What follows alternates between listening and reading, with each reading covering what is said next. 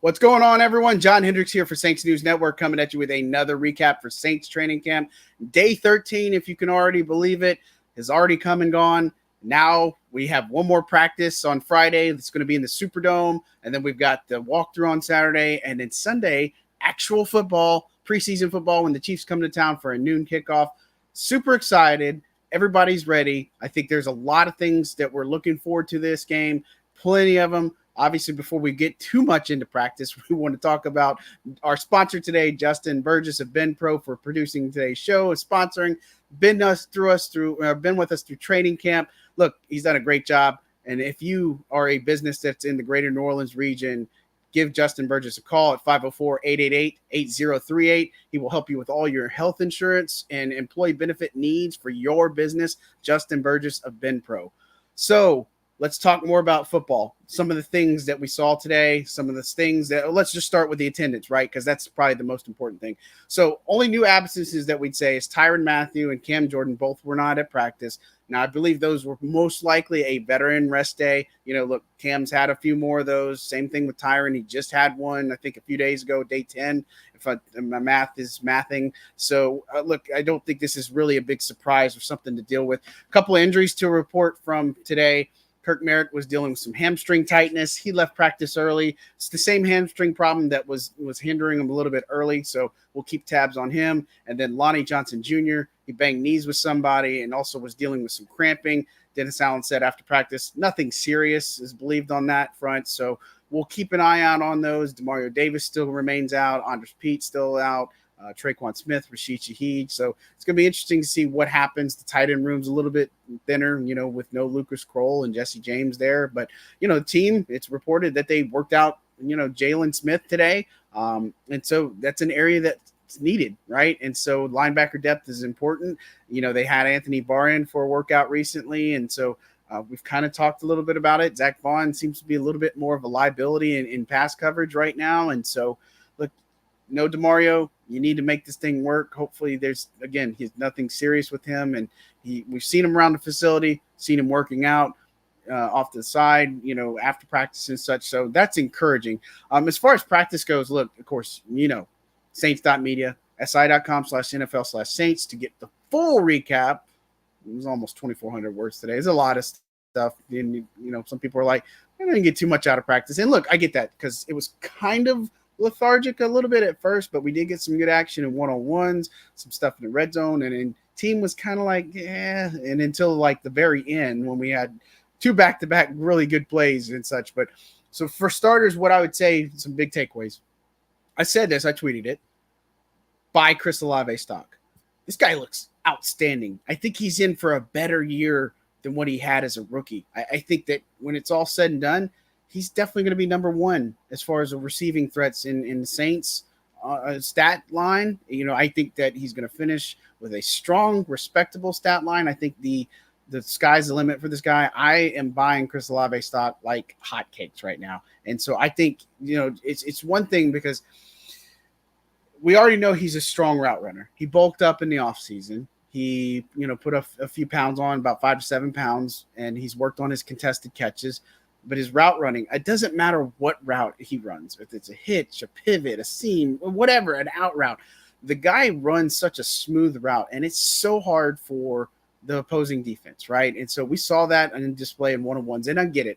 One-on-ones, they cater to the offense. But the way some of the throws Derek Carr made and some of the things that Chris Olave just was able to get, fade routes, perfect, throwing dimes in there. And Olave's right there for the catch. I mean, this is just something that we've seen.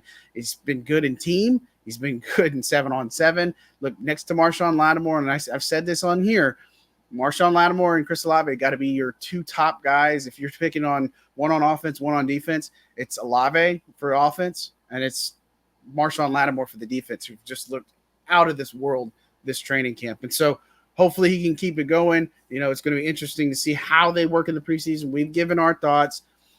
It's been reported 15 snaps. I think it's at least one series. It will be good for the offense. Like if they go on a 10, 12 play drive and put a touchdown on the board, I've seen enough, right? I don't need to see those guys more second string. It'll be interesting to see how those work. And, I checked back a little bit in the preseason action.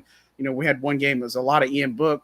I don't know if we'll see that too much from Jake Haener. Probably a good bit of Jameis Winston. I don't know if we'll see Taysom Hill at the quarterback position, but a little bit of work from Derek Carr, and then we'll just kind of see how it goes. But first takeaway would be Chris Olave, man. Look, buy his stock. It's shooting through the moon, right? Chris Olave to the moon.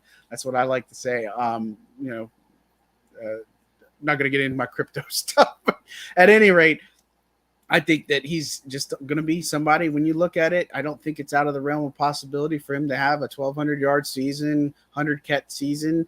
Have a few touchdowns out there, maybe 6 to 8. I just think that the gel and connection is working with Derek Carr, and it's only going to get better. So I think he's easily going to be the top target in this offense, and until for the foreseeable future. Things could obviously change, but I feel really good about Chris Olave going into this season. So as far as other things go, look, one other omission, if you will. For Will Lutz, I had shorted him 3 field goals that he made. So hashtag hat tip to Todd Graffinini, covers the Saints as well for the team. And so we're at 44 or 47 for the year. Blake Grupe, we've got him at 33 of 36 for training camp. I think I might have said for the year, but it's actually during training camp. So, but look, he's looked good, and nobody kicked today, so we don't have any other totals to get just for that. But other than that, I think Brian Edwards is a guy that we've kind of talked about. I put my list together of players that just kind of needed to show something, not necessarily say stock down or jump on him, but Bond was one of them because of his pass coverage. I think he's a liability. Brian Edwards was one just because nothing was going his way, right? But today he had a really good day, had some good reps in team, good reps in one-on-one. This is the type of player we expected to see a little bit more of. Maybe it's one of those that's turning the lights on a little bit more and is going to get a little bit better as preseason comes up. He's somebody that needs to have a good camp. Back half of the camp, right, is what I would say. Not necessarily first half. You can make of it what you will. Back half, he's the one that needs to really turn it on. And they all have big opportunities because Rashid Shaheed and Traquan Smith are out with groin injuries. So it's anybody's for the taking. I really think A.T. Perry's playing with a lot more confidence. James Washington, it's been a little bit inconsistent. Again, I still think Keith Kirkwood has got a spot on this team right now. I know they could probably cut him at the final roster and bring him on the practice squad, but I feel like the way he's playing and his mindset, just everything he's doing, I get it. It's not maybe the sexiest, flashiest name, but he's been consistent. He's looked good, and he knows what's expected in this offense. So I really think that he has an opportunity here. Some other things that I was really encouraged by seeing is the run defense, run support. So we've talked about it, but Malcolm Roach, Brian Bresee for the second straight day, he's looked really good. Colin Saunders tipping passes at the line of scrimmage. I think in Nathan Shepard getting in the backfield. I mean, it's a group collective effort, but I've really liked what I've seen from this interior pass rush, and I've liked what I've seen from the defensive line. Just they're quicker.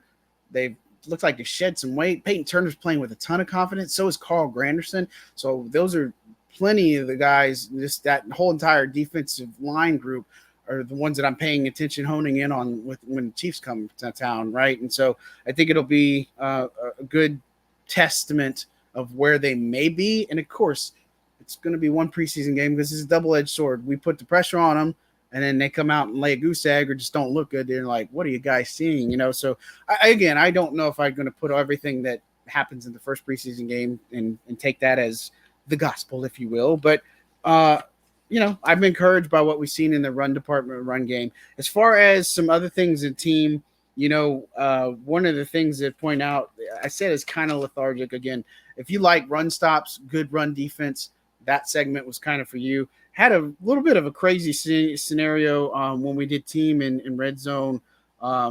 Just some off stuff that we've seen. But look, Kiki Kuti caught a good touchdown in the red zone. Same thing with Foster Moreau. Something underneath from Jake Haener. He had 2 touchdown passes in his drills, but he also got picked off at the end of team by Jerron Cage, actually. So that was a tough one because what ended up happening is he was going to pass, and he was rolling flushed right. And so he's just kind of one of those desperation throws.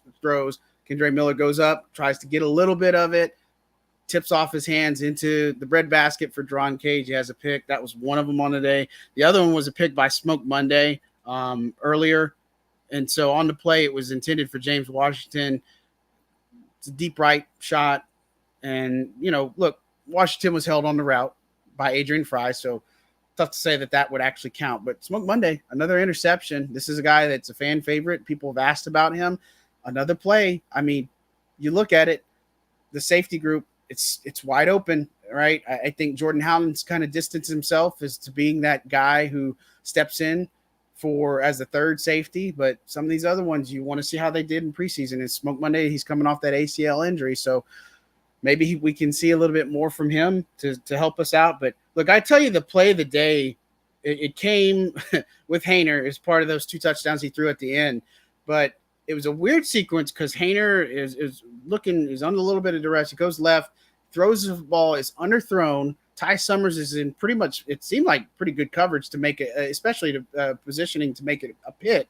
And so what ended up happening there is he ended up going for the pick, and somehow it's going to the ground and it pops up to Foster Moreau and gets a touchdown out of it. I mean, between that and the Cage pick, those are probably the 2 highlights of the day, and the Chris Olave stuff. I mean, this guy he's nasty on these one-on-ones and fade routes, all the things that he did today. And of course, check out saints.media or si.com/NFL/Saints for all the notes and observations from today. You'll get everything that you need to know: the yardage, the situation, the scenario, the who, the what, all that type of stuff. Check it out. I appreciate all the support. And also, I've got a little survey going on Twitter. If you could do me a solid, and I'm doing some research, so give me some feedback based off that. So no hard feelings either way. But look, another good day as far as practice goes. It seems like it was a little bit lethargic in some aspects. If you talk to people, there are some players that have stood out more than others. Seeing Jordan Howden play again in that top safety spot, this time with Marcus May. It's the second time in about a week that we've seen Howden get some time with the ones. And so I think he's coming along well. And like I said, they're throwing things at him to try. Before we bounce out, just some other things to pay attention to, because I know some people are like, well, you don't talk about these guys. But, Storm Norton with Ryan Ramcyzk, he didn't play in top O-line. So top O-line today, Trevor Penning, James Hurst, Eric McCoy, you got Cesar Ruiz, and then you had Storm Norton on the right side. So interesting to see how he does in the preseason, because him and Landon Young, I think, are 2 tackle options at that behind Ramcyzk. And look, speaking of him, he told us today that was on that management plan last year. And for those who don't understand or don't know, so typically the first day of the week, he'd have a designated rest day, right? And so we'd never see him at practice, rest day for his knee. And so it worked out because he said his knee felt great.